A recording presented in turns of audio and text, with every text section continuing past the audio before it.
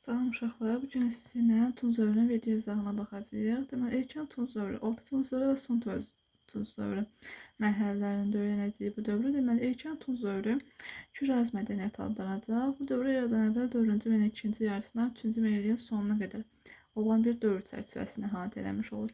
Birinci ictimai əmək bölgüsü baş verir. Burada deyirik ki, əkinçi maldarlıqdan ayrılır. Bu nə deməkdir? Yəni ki, əkinçi ilə maldarlıqla məşğul olmuş olur. Buna görə də köçmə, yaylaq və qışlaq maldarlığı yaranmağa başlayacaq.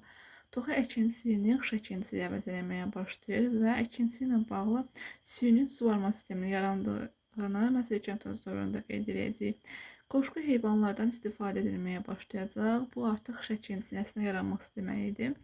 Ana xəqanlığını ata xəqanlığı əvəz edir. Çünki artıq qadın əməyi sıradan çıxacaq. Ağır fiziki əməyi tələb edən kişi əməyi, yəni ata xəqanlığı ön plana çıxacaq.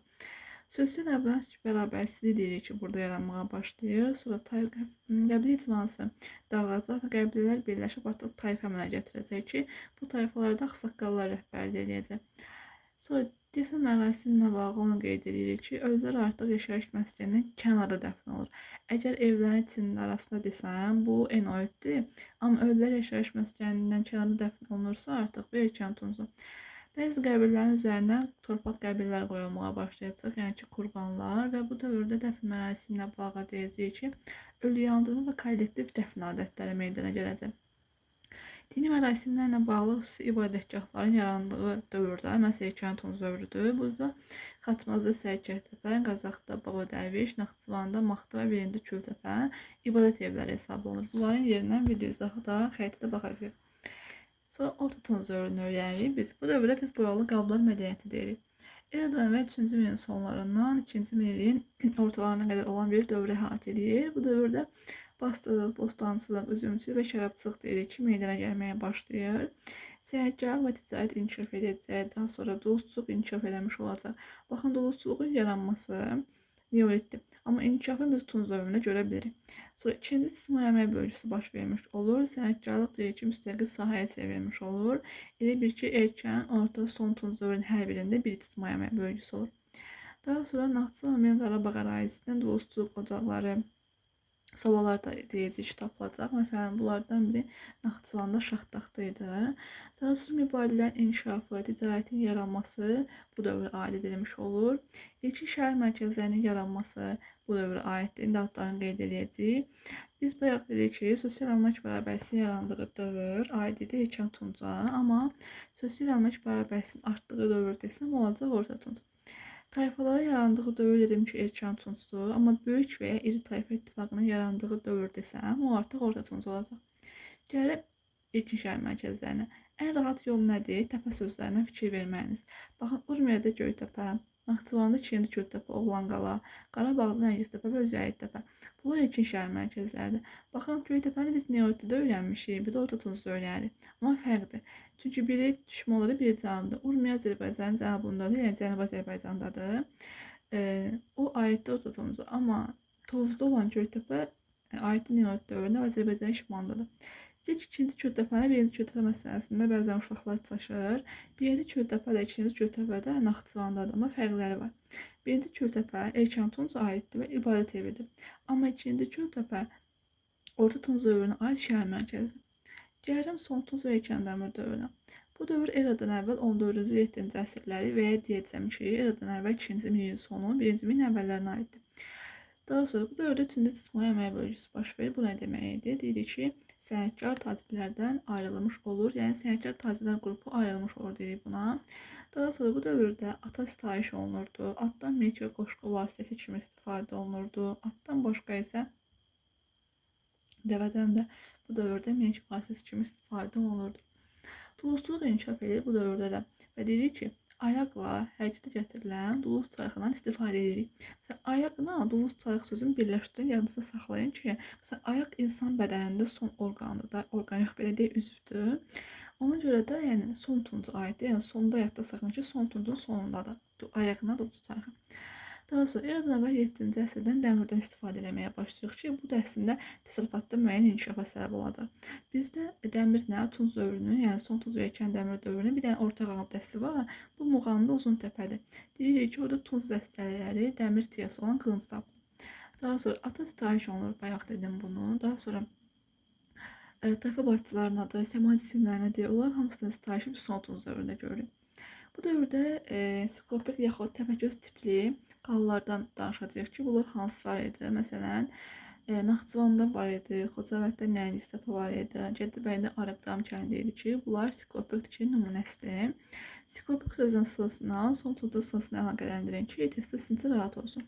Sonra qədim şərq ölkələrindən ön Asiyanə, yaxın şərqinə, xüsusilə də Aşur dövləti ilə geniş ticarət əlaqələrimiz var idi ki, bunu bizə Xocalıdan tapılmış muncuq sübut edir ki, bizim əlaqələrimiz olub. Daha sonra ibtidai etmə quruluşunun dağılması bizə nə sübut edir? Qarabağda Borsonlu, Sarıçoba, Xankəndi, Xocalı kurqanları və Oğuzlu Kərimli kurqanına görə deyirik ki, insanlarda, daha doğrusu həmin dövrdə ibtidai etmə quruluşu dağılmağa başlayacaq. Bu qədər dərsimiz. İndi də erkən dövlətlərin izahına baxırıq. Deməli, bizim Azərbaycanda öyrəndiyimiz bir neçə türk tayfalar var. Bunlar hansılardır? Baxın, Naxçıvan və Qarabağ zonasında, baxın, burada xəritdə göstərirəm sizə. Naxçıvan və Qarabağ zonasında deyirik ki, Naxçıva gərgər tayfaları yaşayır. Kutlər Urmiya gölünün qərbindədir. Baxın, yaxınlaşdırıram. Bu Urmiya göldür. İşarəsini xəritədə öyrənin ki, göz yaddaşına lazım olacaq. Urmiya gölünün sizə əgər cənubu və ya qərbi desə, baxın, sol qərbdə xəritədə. O kutlərin məskunlaşdığı ərazidə. Əgər sizdən cənub ərazisi soruşsam, Urmiya gölünün ətəyinin ayın aşağı hissəsinə baxırsınız. Çünki xəritədə baxanda aşağısı cənubu göstərir. Burada su, turuk, lublər yaşayacaq. Daha sonra biz öyrənirik Kaspləri. Kasplər Xəzər dənizinin, baxın, Xəzər dənizinin sahilində yerləşir. Digəri Kadüslər öyrənir. Kadüslər yaşayacaq Qızılüzən çayının aşağı axarında. Baxın, bu xətt Qızılüzən çayıdır. Ona görə deyirik ki, Kadüslər Qızılüzən çayının aşağı axarında yerləşir. Daha sonra gəlirik kimlərə? Məsələn, Turukkilərdə su vardır. Onlar da olurlar ki, Urmiya gölünün cənubunda yerləşir. Bizim öyrəndiyimiz ilk dövlət qurumu Araddadır. Aradla bağlı bir neçə əsas məqamı öyrənəcəyik. Demək, Aradda yerləşir Urmiya gölünün cənub-şərq hissəsində və onlarla bağlı deyirik ki, eradan əvvəl 3-cü minilliyin birinci yarısında yaranıblar. İlk öncə onu qeyd edeyim ki, biz niyə məhz 1-ci Azərbaycanın cənubunda dövlət qurumlarını və ya dövləti öyrənirik, məsələn, Mannanı. Çünki bizim ərazimiz, yəni İran ərazisi, Mesopotamiyaya yaxın yerləşdiyi üçün biz dövlət qurumlarının yaşadığı, yerləşdiyi yeri məsələn Azərbaycanın cənubunda öyrənirik, Cənubi Azərbaycanda. Səbəb budur. Yəni şimal yox, cənubda öyrəndiyimizin səbəbi bir də təkrarlayıram ki, Mesopotamiyanın əlaqələrimiz olduğu üçün bizim onların mədəni siyasi inkişafına məruz qaldığımız üçün bizdə dövlət qurumları, ilk dövlət məsələmizdə yaranıb. Baxırıq Aradda. Arad dövlət qurumu eradan əvvəl 3-cü minilliyin birinci yarısında yaranmış olur. Lullubi Kuti üçün deyəcəm ki, 3-cü minilliyin ikinci yarısı, yəni bu fərqli. Deməli, türk mənşəli təbii ki, öyrəndiyimiz ilk dövlət qurumudur. Qədim şərqin ən qədim dövlət qurumu məhz Araddadır. Eyni rütbəsi daşıyan hökmdar tərəfindən idarə olunur, onu qeyd edirik. Hərbi məsələlər məclisdə müzakirə olunur, amma son qərarı təbii ki, kim verir? Hökmdar. Arad əhalisi əkinçi işlə məşğul olur və şumerlərlə mal mübadiləsi aparılır, yəni ticarət əlaqələri saxlayırlar. Mübadilə sözünü bilməyənlər üçün onu vurğulayıram ki, mübadilə hər hansı bir şey dəyişmək deməkdir. Bu nə deməkdir? Məsələn, tutaq ki, siz sənətkarsınız, mən əkinciyəm və bizim bir-birimizin məhsullarına ehtiyacımız olduğu üçün mən öz əkinci məhsullarımı sənə verirəm, sən sənətkarlıq məhsullarını mənə verirsən. Bu mübadilə deməkdir. Daha sonra çoxdançıq mövcud olub bunlardan. İlahi inanma və lamaya sitayiş edirlər. Bunlar asılışın bilməlisiniz. İnanla bərəkət məhəbbət tanrısı da, Aradda da mühafizəçi olansa lamadır. Dini dairənin başında isə maş-maş durur. Arad dağlarıyla bağlı lacivərd daşı var ki, bunu yadda saxlasınız daha yaxşı olar. Biz Azərbaycanda formalaşan dövlət qurumları haqqında, ilk tayfalar haqqında məlumatları verən məhz Mirçir və Arad hökmdarı dastanıdır. Həmçinin də Şumer dastanları və Şumer haqqında yazılı mənbələri bizə Urmiya gölü hövzəsində yaşayan tayfalar haqqında ilk məlumatı verən mənbələrdir. Daha sonra gəlir Lulubilərə. Lulubilər eradan əvvəl 3-cü minilliyin ikinci yarısında İmaşqun tərəfindən yaradılmış dövlət qurumudur. İmaşqun Lulu ölkəsinin padşahlar padşahı adlanır deyirik və xırda hakimləri mərkəzə məhz o tabe edib. Daha sonra deyirik ki, Albaniyanın dövrü Lullubilər üçün ən güclü dövrüdür. Və inzibati cəhətdən qeyd etməliyik ki, Lullubilər vilayətlərə bölünübdür. Bu Mannanın oxşar cəhəti deyəcəyik. Albaniya dövrü dediyim kimi, bunların ən qüdrətli dövrüdür və ərazilərin ən çox genişləndiyi dövr məhz Albaniyanın dövrüdür. Ərazi baxımından Urmiya gölündən Diyala çayına qədər olan əraziləri əhatə edir deyirik. Və Diyala çayı, qeyd edeyim ki, Dəclə çayı var. İki çay arası dediyimiz Dəclə çayının biridir ki, onun qoludur, sol qolu. Və biz o çaya ölmə məhkum olmuş çay deyirik. Albaniyanın öz uğurlarını daş sütun, yəni qələbə sütunun üzərində əks etdirəcək və bu abidə yazılı olaraq mix yazısına yazılır, amma Akkad dilində yazılır. Və bu abidənin üzərində səma tanrısı Anımın adı var. Bu bəzən testlərə düşür, ancaq yadda saxlamanız daha yaxşı olur. Gəlirəm indi nəyə? Lullubilərlə bağlı onu qeyd edeyim ki, bunlar Akkad dövləti ilə müəyyən müddətdə mübarizə aparıblar. Ona görə də işğalçılıq məsələsi var. Amma axırda Lullubilər qalib gəlir. Sonra Kurdiləri öyrənib. Kurdilər də Lullubilər kimi eradan əvvəl 3-cü minilliyin ikinci yarısında meydana gəliblər. Amma bunlar Urmiya gölünün qərbində və cənub-qərbində yaşayıblar. Kurdilərin bir dənə qayaüstü relyefə malik hökmdarlar var ki, biz bunlar Şir Piri deyirik. Eradan əvvəl 23-cü əsrdə hakimiyyətdə olub.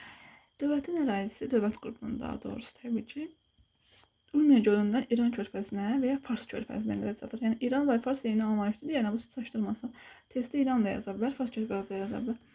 Akkad dövlətinə qarşı mübarizə aparıblar və bu mübarizədə möhkəmləniblər. Amma Akkadla rəqabət aparanda Akkadları məğlub edəcəklər. Eradan əvvəl 22-ci əsrdə deyəcəyik ki, bunlar, yəni Kurdlər, Akkadlara son qoyur.